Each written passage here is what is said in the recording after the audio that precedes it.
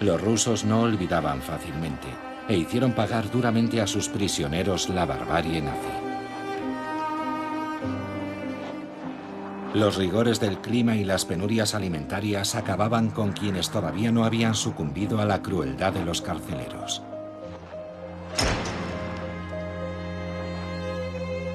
Un tercio desapareció en las extensiones desoladas del Gulag, es decir, alrededor de 1 millón de prisioneros alemanes.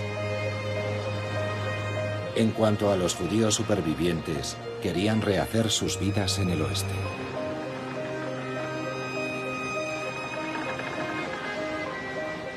Muchos se reagruparon para hacer el viaje a Palestina, entonces bajo control británico. Zarparon en barcos clandestinos. En 1947, un viejo y gastado barco, el Exodus, transportaba a más de 4.500 refugiados.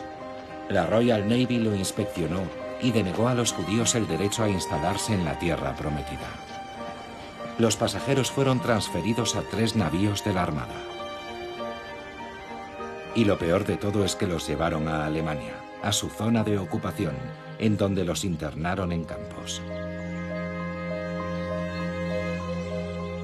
La indignación era mundial.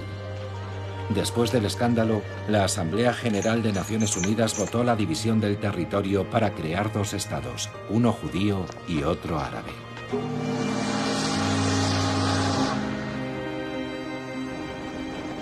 Los supervivientes de la Shoah por fin habían encontrado una tierra que les acogía. No sin dificultad, pero para Europa el problema de los refugiados judíos era un asunto clasificado.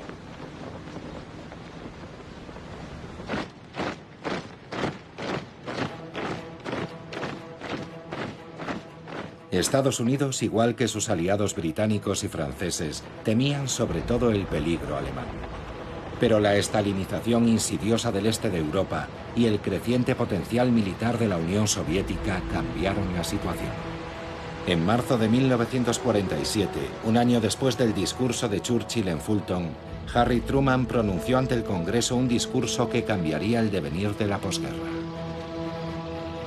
Enunció el principio de contención. Era necesario contener la expansión militar de los soviéticos, ayudando a los pueblos que se resistían a su influencia. Creo que la política de Estados Unidos debe ser la de ayudar a los pueblos libres que resisten a las maniobras de minorías armadas o a presiones exteriores. La existencia del Estado griego se ve amenazada por la actividad terrorista de varios miles de hombres armados, dirigidos por los comunistas. Debemos actuar de inmediato y con determinación. Para evitar que la guerra civil griega hiciese caer al país en manos comunistas, Washington brindó ayuda militar a Atenas, así como un apoyo de varios millones de dólares. Pero Truman había sacado otra conclusión. El mayor peligro no residía en la amenaza militar soviética, ya que los rusos todavía no tenían la bomba atómica. La verdadera amenaza era la miseria. Era el caldo de cultivo ideal para que el comunismo prosperase. Porque en 1947 los pueblos estaban al límite de sus fuerzas. Las economías a duras penas se recuperaban. En Italia y Francia, millones de personas seguían viviendo en pésimas condiciones y el pan seguía estando racionado.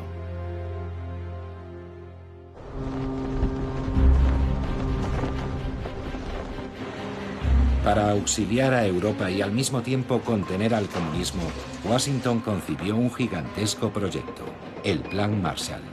El objetivo era ayudar a Europa a salir de la depresión mediante créditos masivos y al mismo tiempo conseguir nuevos mercados para la economía americana.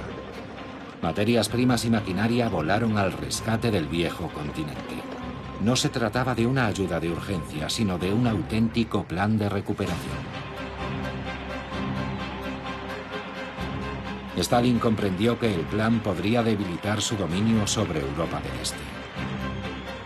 Así que prohibió aceptar la oferta de Washington a los países que estaban bajo su influencia.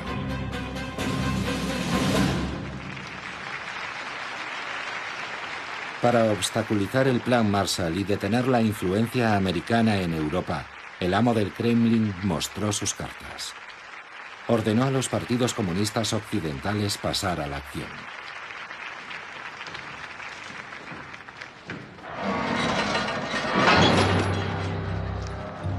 Consumidos por la miseria, los pueblos no esperaron la llamada para salir a las calles.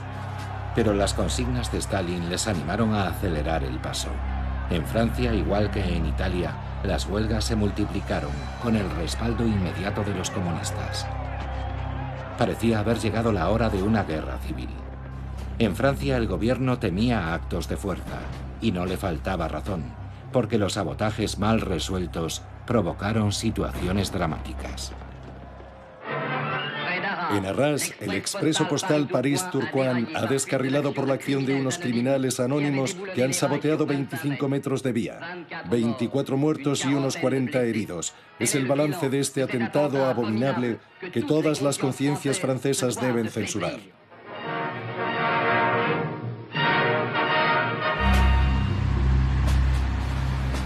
Para contener los disturbios, el ministro del Interior, el socialista Jules Moch, se enfrentó a ellos con mano dura.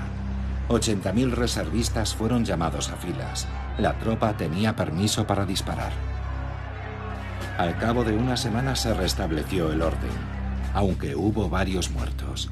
Los comunistas no habían conseguido obstaculizar el Plan Marshall.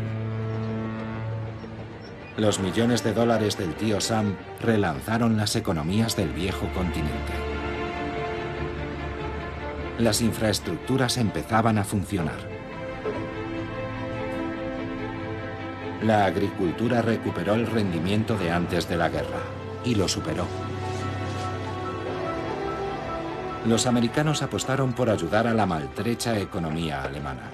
Una Alemania fuerte sería más barata de mantener y serviría de muralla contra el comunismo. La prosperidad había regresado. El Plan Marshall era el maná que salvaba al viejo continente del desastre, pero también lo abría a las empresas americanas.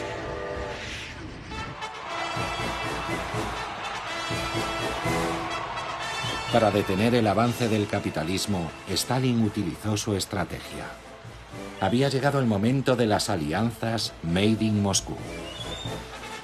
El amo del Kremlin había animado a los comunistas a participar en los gobiernos de sus países. Ahora debían eliminar a los partidos con los que se habían asociado y hacerse con el poder en solitario. Fue el principio del partido único. En Rumanía los conservadores quedaron excluidos del gobierno. La administración fue purgada. Eliminaron a 1000 magistrados. Las elecciones fueron amañadas. Los comunistas tomaron el poder. El joven rey Miguel fue obligado a abdicar. En Hungría, el primer ministro Ferenc Nagy resistía. En 1947 secuestraron a su hijo.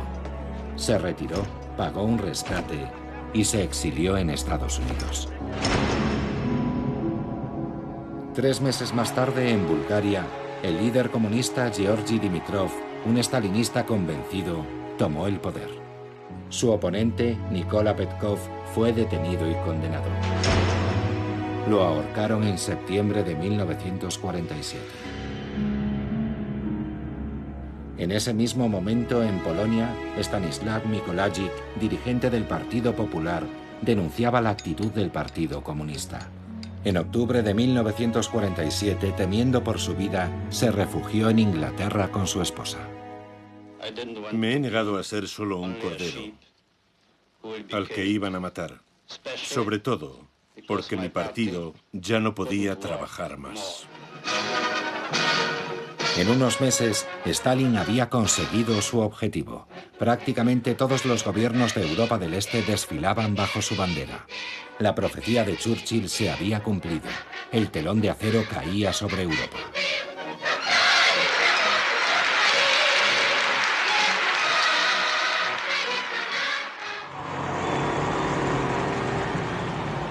Pero había un país que todavía no había sucumbido: Checoslovaquia.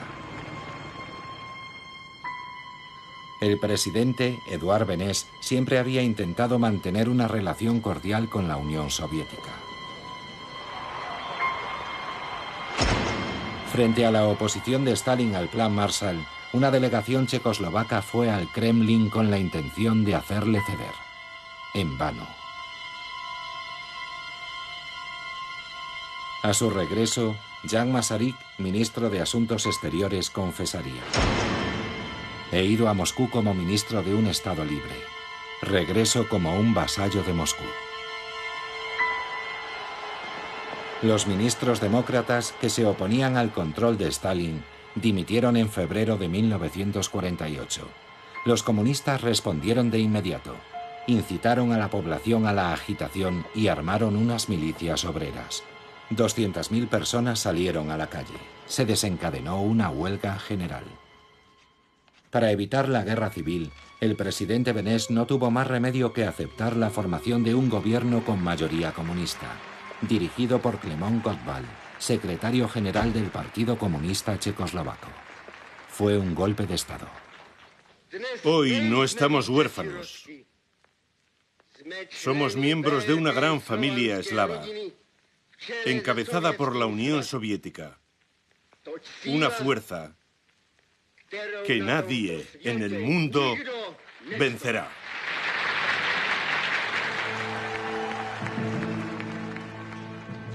La represión se abatió sobre los opositores. En marzo de 1948, Jan Masaryk, uno de los pocos demócratas que permanecía en el gobierno, fue encontrado muerto bajo las ventanas de su ministerio. ¿Se suicidó para protestar contra el golpe de Estado de los comunistas o fue eliminado porque se disponía a denunciarlo?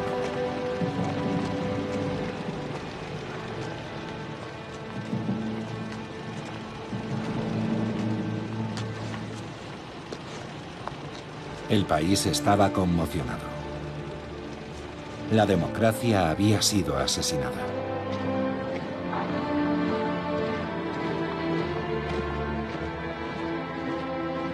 Ahora los comunistas dirigían el país. Obligado a dimitir, el presidente Beneš falleció unos meses después. Gottwald fue nombrado presidente del país con el 90% de los votos.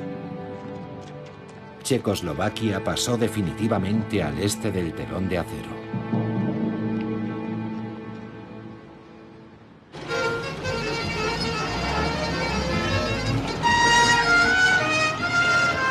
Las violentas tomas de poder suscitaban preocupación en todo el mundo.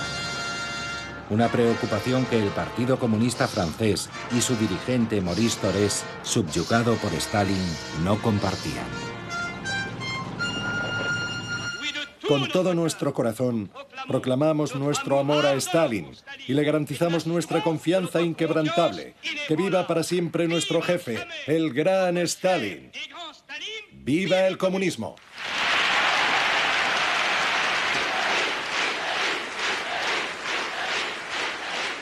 Pero el golpe de Praga tuvo consecuencias. Era evidente que, dado el apetito soviético, no era posible compartir la gestión de Alemania con la Unión Soviética. Tras la división de Alemania en zonas de ocupación, los occidentales planeaban el nacimiento de un Estado occidental alemán independiente, situado bajo la protección de Washington. En junio de 1948, la antigua moneda, el Reichsmark, quedó fuera de circulación y se instauró el marco alemán. Los soviéticos no reconocieron la nueva divisa y la respuesta de Stalin fue fulminante.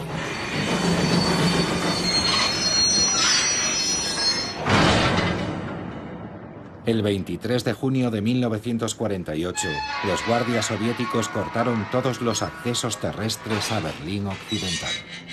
Los trenes y los coches no podían acceder a Berlín. Stalin quería apoderarse de la ciudad. Su objetivo era forzar la retirada de los occidentales. Sin electricidad, las fábricas tuvieron que parar. La ciudad permanecía incomunicada debido al bloqueo. Hubo que abastecer de alimentos a más de 2 millones de berlineses. No tenían nada que comer. Solo había una forma de abastecer a Berlín Occidental e impedir que cayese bajo control soviético. Los Estados Unidos y los aliados organizaron un gigantesco puente aéreo.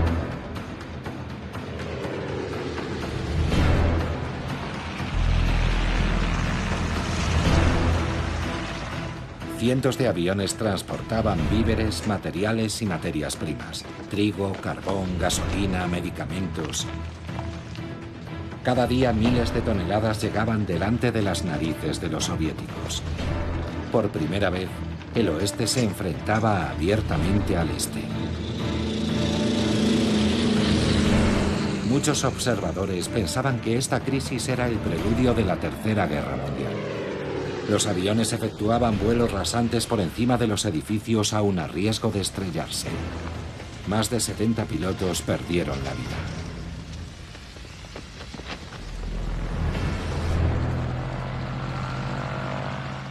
Los occidentales ya habían abandonado Praga. No iban a marcharse también de Berlín.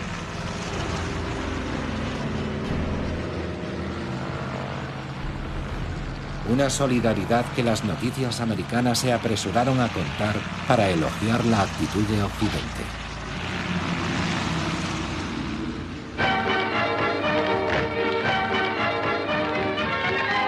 La flor innata de Hollywood se desplazó a Berlín. Bob Hope hizo su show y el prestigioso compositor Irving Berlin acudió para apoyar a los aviadores del mundo libre. Operation Victuals, we'll soon be on our way with coal and wheat and hay, and everything's okay. Operation Victuals, as in the sky we go, we won't forget to blow a kiss to Uncle Joe. No one here belittle. Ironías del destino. 3 años antes, los bombarderos aliados machacaban Berlín y ahora lo estaban abasteciendo.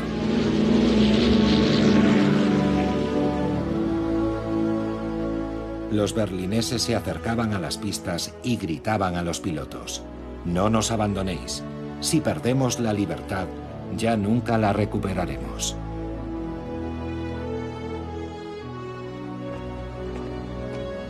Las tripulaciones lanzaban pequeños paracaídas llenos de tabletas de chocolate. Les apodaban los Candy Bombers, bombarderos de caramelo, y llenaban de felicidad a los niños berlineses.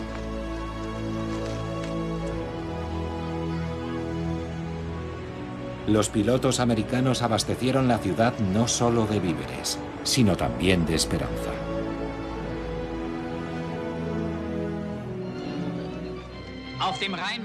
Ahora que nuevos escuadrones han reforzado el puente aéreo, estos jóvenes y valientes pilotos discuten las operaciones del día. ¿Queréis despegar con este tiempo? Claro, los berlineses nos esperan.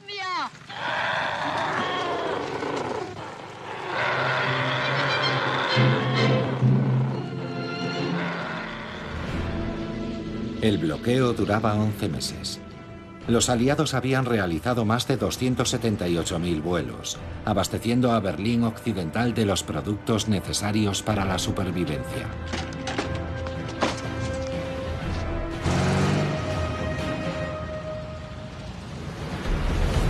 Aunque el desafío se había lanzado en el aire, en tierra la batalla iba a comenzar.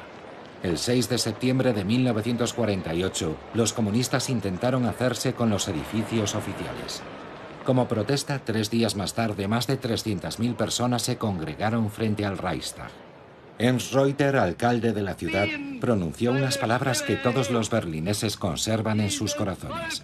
Después de haber sufrido 12 años de hitlerismo, temían la pesadilla del estalinismo. Pueblos del mundo, pueblos de América, Inglaterra, Francia, Italia.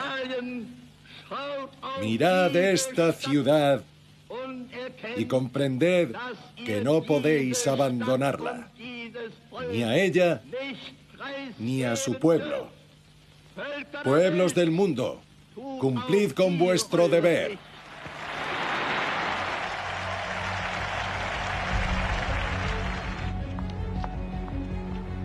Después de la concentración, unos manifestantes quitaron la bandera roja que ondeaba en lo alto de la puerta de Brandenburgo. Se produjeron entonces violentos enfrentamientos con la policía del este. Pero los berlineses del oeste resistieron. Su ciudad se convirtió en un bastión de la democracia, al otro lado del telón de acero. Los alemanes ya no eran vistos como antiguos nazis, sino como las víctimas potenciales del totalitarismo de Stalin. Atrás quedaba la prohibición de 1945 de fraternizar. Los alemanes se habían convertido en sus aliados. En cuanto a los ocupantes del ayer, ahora eran considerados como liberadores y protectores. El puente aéreo selló la amistad entre vencedores y vencidos. El tío Joe cometió un error. Lejos de echar a los americanos, arrojó la zona oriental a los brazos del tío Sam.